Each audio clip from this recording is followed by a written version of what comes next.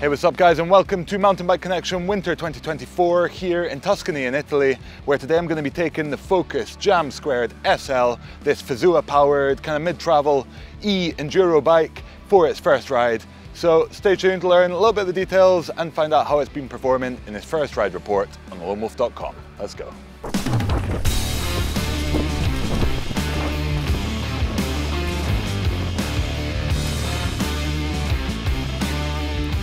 So before I talk about how the Focus Jam² SL has been riding, let's cut to the Focus product manager, who's going to give us a little run through the details.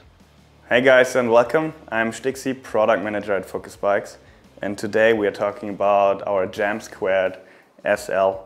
For us, this is the revolution of mountain bike, and it's mountain biking maximized. What do we mean by that? What you see here is our blender of trail and enduro riding. So a 160 in the front, 150 in the back, full suspension mountain bike with a light assist drive unit. We are using Fazua's Ride 60 system with a 430 watt-hour battery and 60 Newton meters of torque.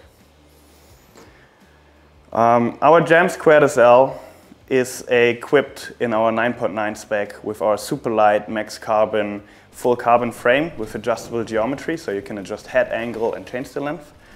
And on top of that, we are adding a Fox Performance Elite level suspension package there to give you all the best on the trail without breaking the bank. So in the end, we are ditching the golden color of the forks by giving you the same trail performance. When it comes to integration, that's a real important topic for us with the Jam² SL. In the end, we integrate the drive unit as sleekly and slimly into the frame, and this also allows us to give you great aesthetics and save some weight here. And adding to that, we have our new integrated cockpit solution, which routes the cables super clearly out of the way and out of harm's way. And on top of that, with our new system, you can adjust ride height, cockpit height easily, but you can also swap stem lengths from 40 to 50 mils, so no worries here in terms of customization and tuning the bike to your preferred ride feel.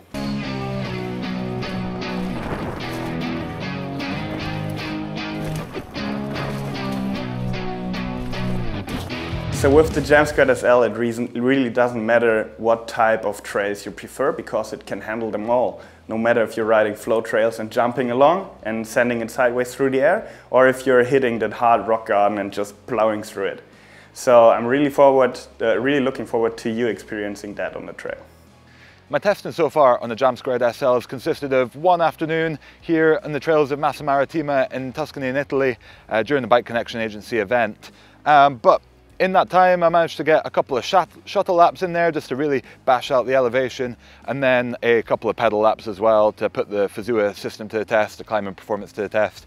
And I'd say that I got a pretty damn good feeling for the bike's handling and character overall. On the way up the hill, I really like the Fazua system in that lightweight space. As they go, it is definitely one of the gruntier, more powerful motors, which is really notable for me at almost 100 kilograms or 220 pounds.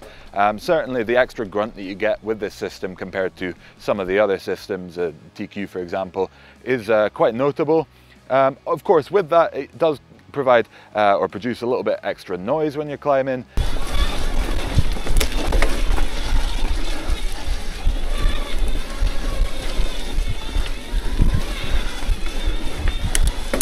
And it's not necessarily quite as, I guess, natural feeling, but that's not necessarily my primary concern when I'm riding an e-bike. I would much rather take slightly less natural feeling assistance, but with slightly more power, in my opinion anyway. If I'm going to be looking for a really natural feeling, then I'm just going to ride a normal bike. But yeah, certainly Fazua system, it seems to do pretty well in terms of battery kind of efficiency, and then it really does well in terms of its delivery of power for that kind of lightweight space. It isn't quite as grunty as the likes of a Shimano EP8 or a Bosch motor in the full power space, but actually it gets pretty damn close to an EP8 for a lot of the time, I'd say. It's just on these sort of more, I guess, consistently steep pitches where the average peak kind of power that this thing is putting out is not quite as good as the full power. But certainly its form factor is a lot smaller. It makes for a bike that you can't really tell as an e-bike. It's definitely a very clean looking machine, this Focus. And yeah, it's been an absolute pleasure. The climbing geometry on this is pretty well sorted. It's not got the longest rear end ever, but it's a really nice kind of balanced spot for me anyway. 446 or 47 millimeters is, yeah, definitely it gives you a nice blend of characteristics. Still means that you're able to kind of pop and play a little bit on the descent. But then having that flip chip on that chainstay means that you can shorten it a little bit more, take a little bit more kind of agility and playfulness into it. And although that's not something that I've managed to experiment with quite yet, when I get this bike back home in the UK for a longer term test, I'll definitely be playing with that and seeing exactly what you can do with the character of the bike if you do make that adjustment. Suspension platform has felt pretty well sorted. It's definitely a comfortable machine. Really a bike that I've really enjoyed kind of dipping my heels on, sitting a little bit further back into and just letting it eat, and it's been a lot of fun.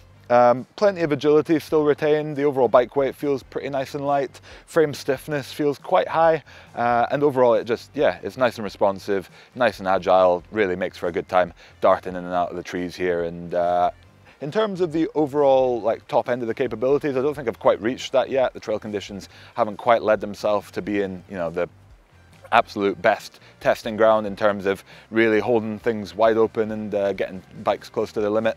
But yeah, it's safe to say I've been riding this thing quite hard. And so far it's not let me down, so I'm definitely interested to get it onto some more familiar terrain for a longer term test. Overall package has run pretty quiet. There's a couple of little vibrations coming through it, but I think that's mainly things like cable routing, where I've had to swap the brakes over and they've not necessarily been designed to be quite long enough for somebody of with my brakes the UK way around. But yeah, definitely something to I'm kind of going to pay attention to in the longer term test, just to make sure that it's not a fault of the bike and just, yeah, a little factor of the quick setup that we had to do so that I could go and test it. Yeah, in terms of overall performance, certainly there's been very little to be desired so far, so I'm really excited to get more time on this thing. And I hope you guys have enjoyed checking out this video on the Focus Jam² SL. If you have, then drop us a like, leave us a comment, let us know what you think of this bike. And do you like the Fazua system? Do you think these mid-power bikes are here to stay? Or do you think they're just kind of a stepping stone into lighter weight, full power bikes?